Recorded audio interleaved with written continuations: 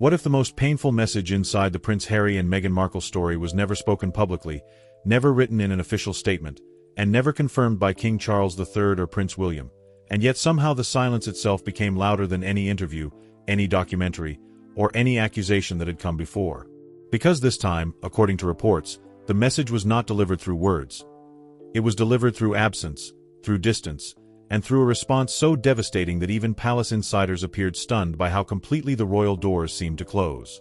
For nearly 6 years, the public story surrounding Prince Harry, Meghan Markle, and the British royal family has been framed around interviews, accusations, memoirs, podcast appearances, commercial reinventions, and carefully managed public narratives coming out of California. But during the past week, something far more significant appears to have happened behind palace walls. Because while global headlines focused on King Charles III standing on the international stage, and while cameras followed Prince William, the future king, and Catherine, Princess of Wales, projecting stability, warmth, and institutional continuity, another story was quietly unfolding in the background.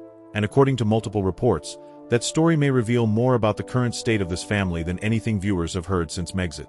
Because reports suggest that while King Charles III was delivering one of the most watched speeches of his reign, while diplomats, politicians, commentators, and palace insiders were analyzing every gesture, every line, and every carefully timed moment, Prince Harry and Meghan Markle allegedly chose not to watch at all, not live, not later, and according to one insider account, not at all. And that single phrase instantly ignited one uncomfortable question that nobody inside the Sussex operation may have intended to answer. If you truly do not care, why make sure the world knows you did not watch?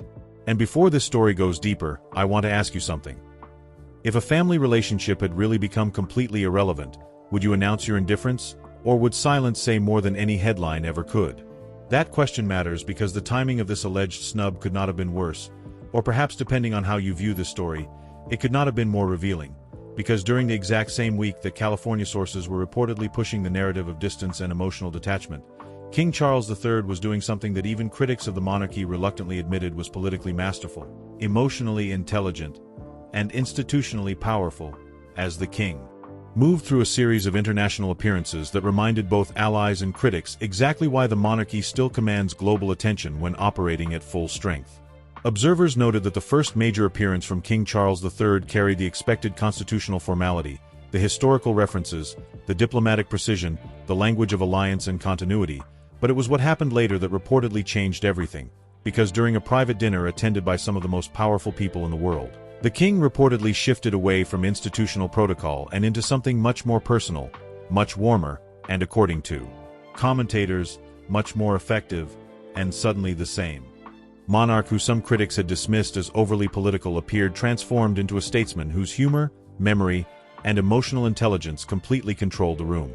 And while King Charles III was rebuilding international goodwill one carefully chosen moment at a time, another image emerged back in Britain that may have carried an even deeper message.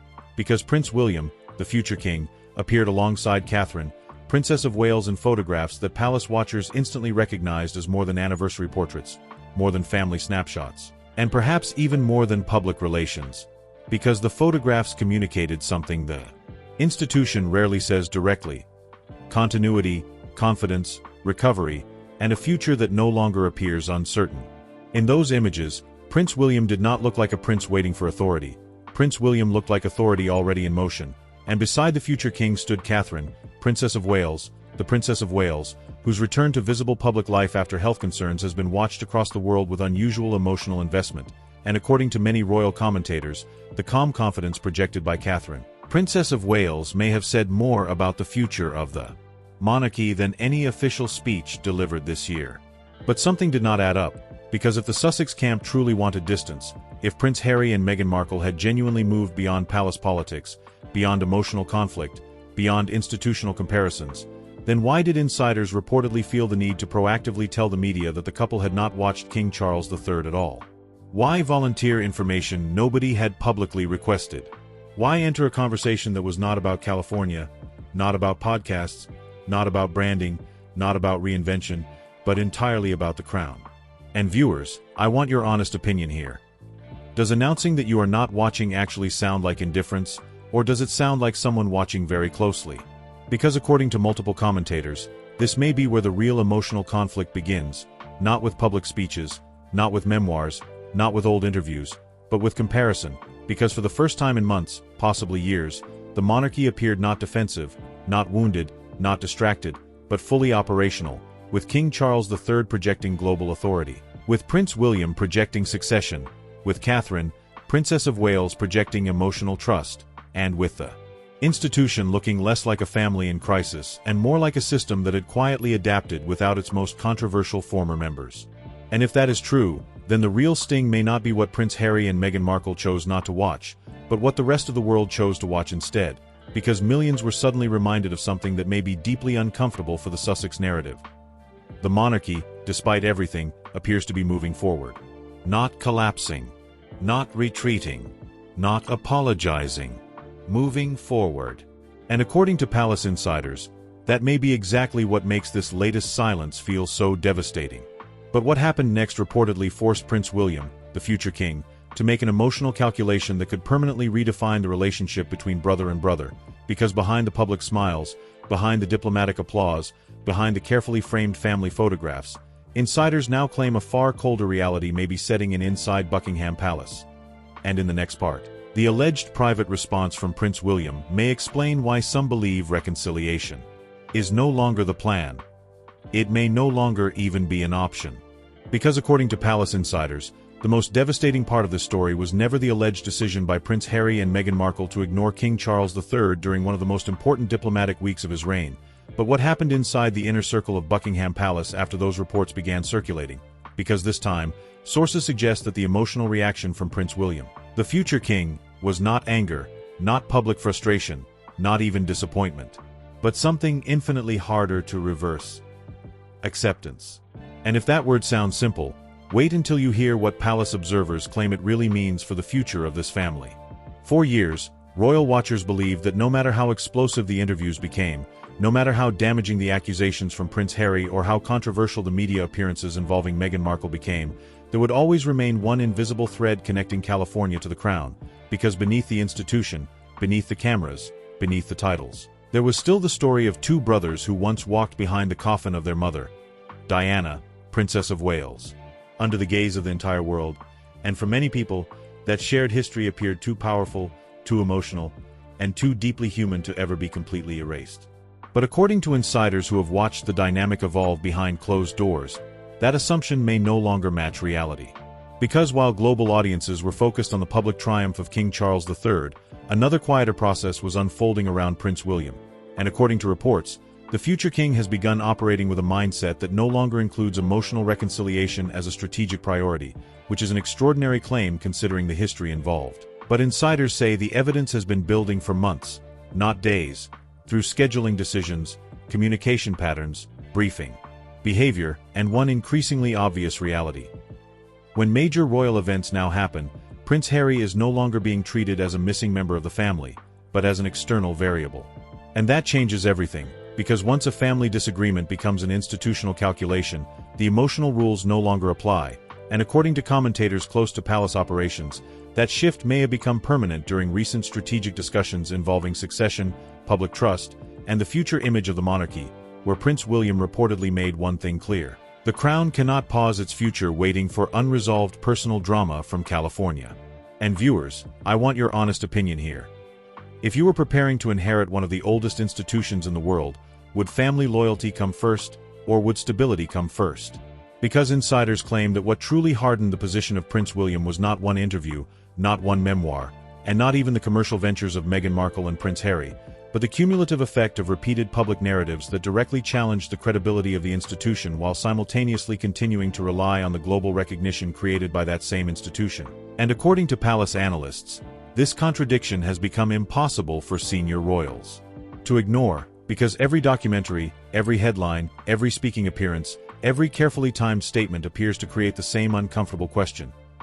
If the royal system was truly toxic, why does every brand strategy still orbit around royal identity?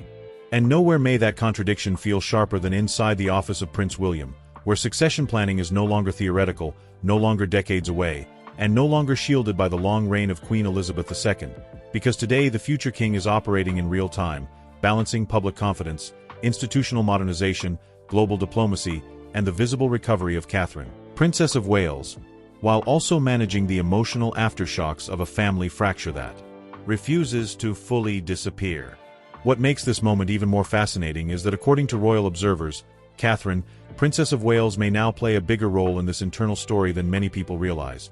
Because for years, Catherine, Princess of Wales was reportedly viewed as one of the few people capable of lowering emotional tensions between Prince William and Prince Harry. One of the few people whose emotional credibility existed on both sides of the divide, and yet during the past year, especially, following health challenges and a deliberate reduction in public exposure, insiders suggest that Catherine, Princess of Wales has become far more focused on protecting immediate family, emotional privacy, and the long-term well-being of the next generation.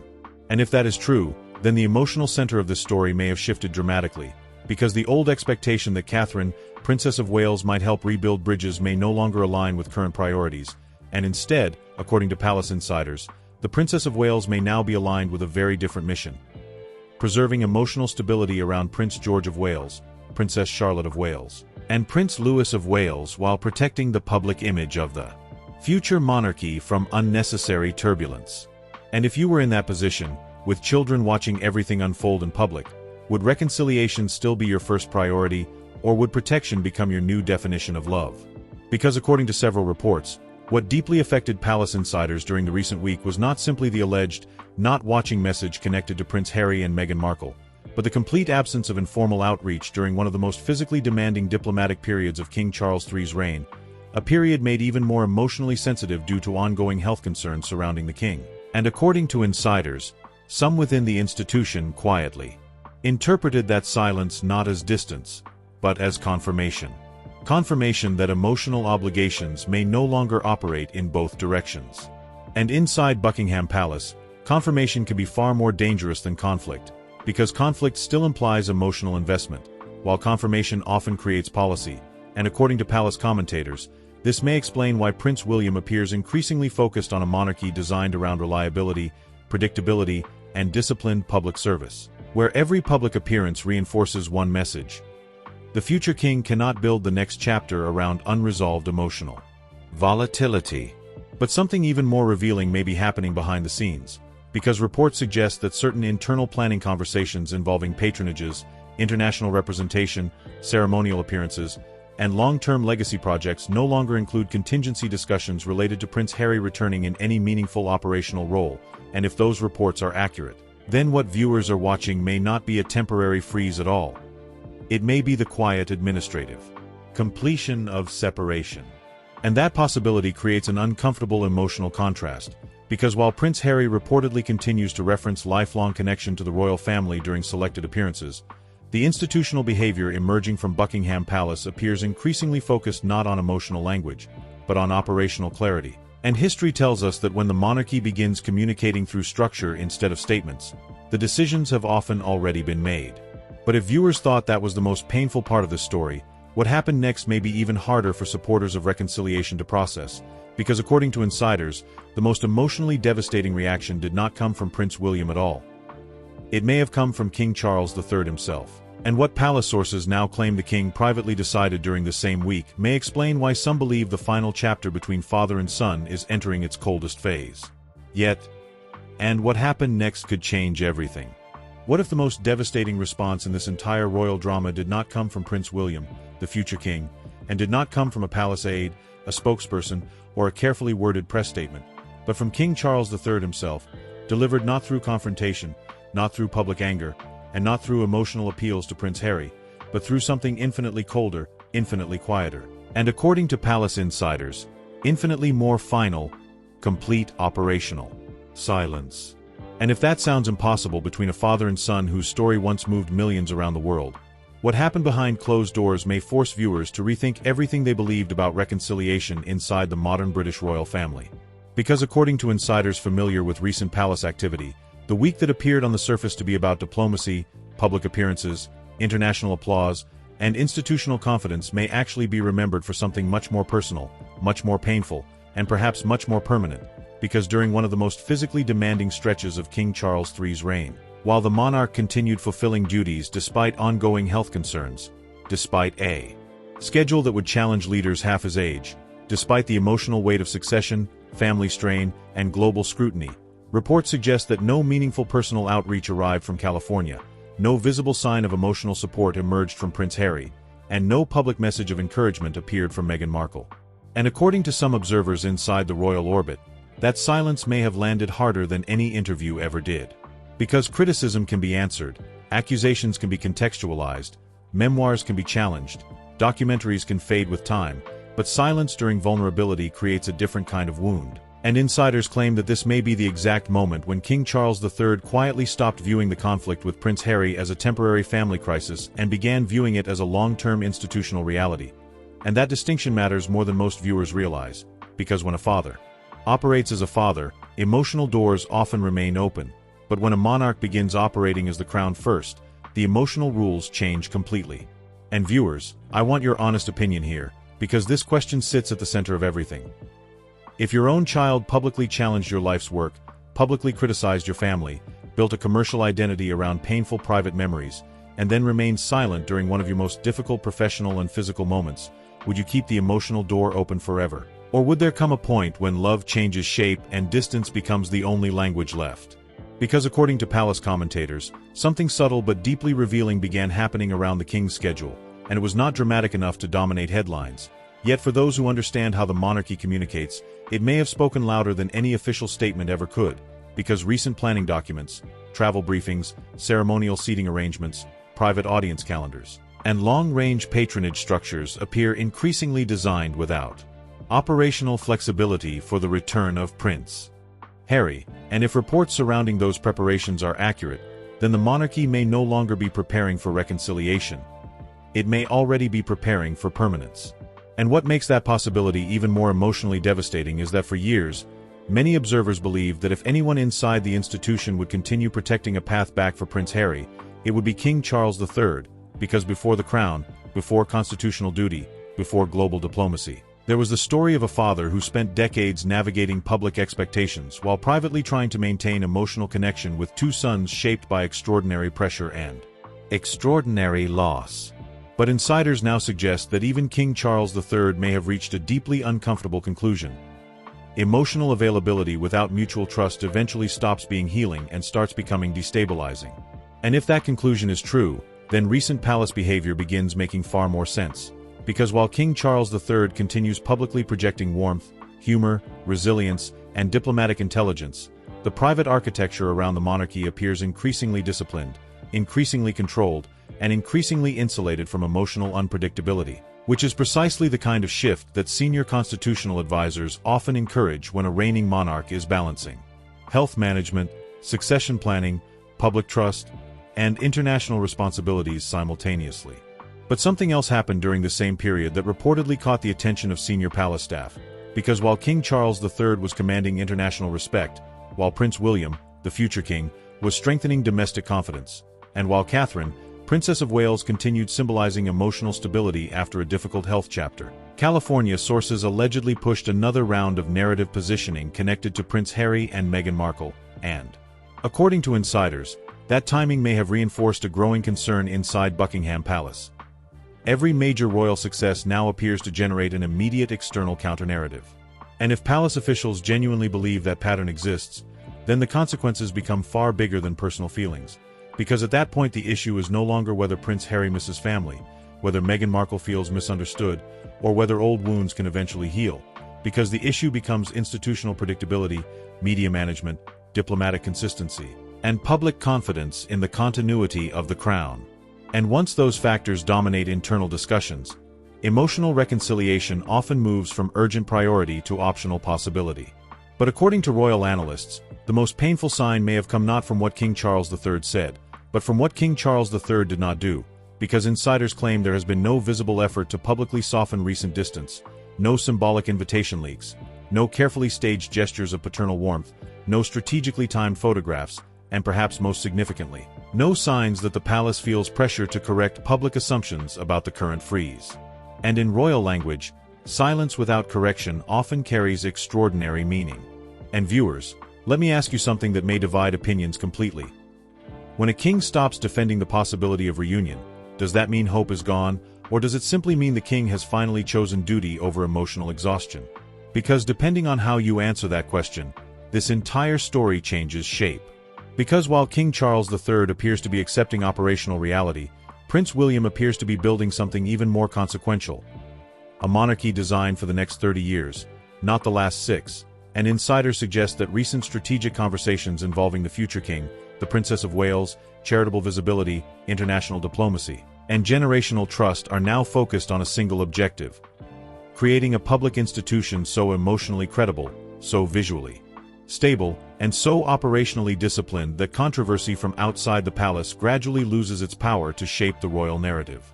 And if that strategy succeeds, then the greatest loss for Prince Harry and Meghan Markle may not be titles, invitations, or ceremonial roles at all, because the greatest loss may be relevance. Because nothing wounds a public narrative more deeply than watching the institution you once challenged become stronger, calmer, and more trusted without you. And according to insiders, that exact transformation may already be happening. But if viewers think the story ends with King Charles III choosing silence and Prince William choosing strategy, what happened next involving Meghan Markle, private branding decisions, and one deeply controversial move from California may explain why some royal insiders now believe this conflict is no longer just about family, no longer just about titles, and no longer just about reconciliation. Because according to reports, the next battle may be about legacy itself, and what emerged from California next reportedly stunned even veteran palace watchers. Just when palace insiders believed the emotional distance between Prince Harry, Meghan Markle, and the wider British royal family had finally settled into a predictable pattern, something emerging from California reportedly forced senior royal observers to reassess the conflict entirely. Because according to commentators following both operations closely, this may no longer be a story about hurt feelings, broken trust, or even family reconciliation, but about something infinitely more strategic, infinitely more powerful, and infinitely more dangerous in the modern media era: narrative ownership. And once a family conflict evolves into a battle over narrative ownership, the emotional stakes do not disappear. The emotional stakes become institutional. Because while King Charles III was strengthening diplomatic credibility, while Prince William, the future king, was quietly reinforcing public trust, and while Catherine, Princess of Wales, continued symbolizing resilience, family stability, and emotional continuity after one of the most difficult personal periods of her public life. Reports suggest that Meghan Markle was simultaneously pushing forward with branding decisions, commercial positioning, and lifestyle expansion strategies that, according to some royal commentators, appeared increasingly tied to the same royal identity that California had spent years publicly distancing itself from. And if that sounds contradictory, many palace observers believe that contradiction may now sit at the center of the entire Sussex story. Because according to multiple analysts, one of the most uncomfortable questions now circulating around both operations is surprisingly simple. If Meghan Markle and Prince Harry truly built an independent life free from palace expectations, free from institutional pressure, and free from royal dependency, why do so many commercial headlines, brand launches, media interviews, and public appearances still generate maximum attention only when the connection to titles, legacy, and the monarchy remains visible? And viewers, I want your honest opinion here. Can someone genuinely walk away from an institution while still building public momentum through the identity that institution created? Because insiders claim that inside Buckingham Palace, that exact question is no longer being viewed as a public relations issue, but as a long-term strategic challenge. Because from the perspective of senior advisors, every time Prince Harry appears on a stage, every time Meghan Markle launches a new commercial concept, every time a new interview, podcast appearance, documentary discussion, or insider briefing emerges from California, the same invisible tension reappears. Separation in language, but connection in branding. And according to several commentators, that tension may now be shaping the future king's strategy more than the public realizes. Because reports suggest that Prince William, the future king, has become increasingly focused on something much larger than individual headlines, much larger than media cycles, and much larger than personal family wounds. Because what Prince William may now be protecting is the long-term exclusivity of royal credibility itself, and for a monarchy built on symbolism, continuity, scarcity, and public trust, credibility may be the most valuable currency of all. Once credibility becomes commercially interchangeable, the institution risks becoming content instead of legacy, visibility instead of duty, and branding instead of service. And this may explain why recent appearances involving Prince William and Catherine, Princess of Wales, feel increasingly deliberate, increasingly warm, and increasingly authentic, because according to royal image analysts, the future king and the Princess of Wales are no longer simply attending events. Prince William and Catherine, Princess of Wales, may be rebuilding emotional ownership of the royal story itself. One photograph, one hospital visit, one charitable engagement, one carefully timed family appearance at a time. And nowhere was that more visible than in the recent family imagery involving Prince George of Wales, Princess Charlotte of Wales, and Prince Louis of Wales, because while casual viewers saw warmth, informality, and natural family moments, experienced royal observers saw something far more strategic: succession psychology. The public was not simply being shown happy children. The public was being shown continuity, emotional trust, and the human future of the crown. And that creates a devastating contrast for California, because while Prince William and Catherine, Princess of Wales, appear to be strengthening emotional association with service, family, and institutional purpose, critics argue that Meghan Markle and Prince Harry increasingly operate inside a marketplace where public attention rises and falls based on commercial announcements, media positioning, and headline timing. And whether that criticism is fair or not, the contrast itself may be shaping public perception. But according to insiders, what truly triggered concern inside palace circles was not simply another brand expansion or another California narrative, but the possibility that certain royal associations, family references, or symbolic connections could continue appearing in commercial ecosystems without corresponding institutional accountability. And for a monarchy built on public duty, ceremonial responsibility, and constitutional service, that kind of symbolic separation may create one of the most difficult image management challenges of the modern era. And viewers, let me ask you something that cuts right to the heart of this story. Should royal identity remain permanently tied to public duty, or should royal identity become something individuals can freely transform into private brands long after stepping away from the institution that created it? Because depending on how you answer that question, you may completely change how you see Prince Harry, Meghan Markle, and even the future strategy of Prince William. Because according to palace commentators, the most significant shift may already be underway, and it has very little to do with public statements and everything to do with controlled visibility, because while King Charles III continues managing the demands of the present, Prince William appears to be quietly defining the rules of the next era, and insiders suggest that one of those rules may be brutally simple. If royal credibility is to survive into the next generation, access to that credibility must become increasingly disciplined, increasingly protected, and increasingly impossible to monetize without consequence. And if that is true, then the recent silence from King Charles III begins to look less emotional and more strategic. The calm confidence of Catherine, Princess of Wales, begins to look less symbolic and more intentional, and the increasingly visible authority of Prince William begins to look less like preparation and more like transition already in motion. But if viewers think California is simply reacting to palace success, what happened next reportedly stunned even experienced royal watchers, because according to insiders, one private conversation involving Prince Harry, one deeply emotional concern involving legacy, and one unexpected position taken by King Charles III may reveal that this story is no longer about headlines at all. It may now be about inheritance, history, and who ultimately gets remembered when the cameras finally stop rolling. And what allegedly happened next may be the most emotionally explosive chapter yet. What if the final and most painful chapter in this royal conflict was never going to be decided by interviews, documentaries, memoirs, podcasts, palace leaks, or carefully managed California headlines, but by something far older, far quieter, and far more powerful than modern media: legacy. Because according to palace insiders, after months of speculation, years of emotional fallout, and countless public attempts to control the narrative, the real battle surrounding Prince Harry, Meghan Markle, King Charles III, and Prince William may now be entering its most emotionally decisive phase yet. Because inside the British royal family, the conversation may no longer be about who was right, who was hurt, or who spoke first. The conversation may now be about who history chooses to remember. Because according to several commentators following palace operations closely, something deeply revealing has been unfolding behind the public ceremonies, the diplomatic appearances, the family photographs, and the carefully controlled royal calendar.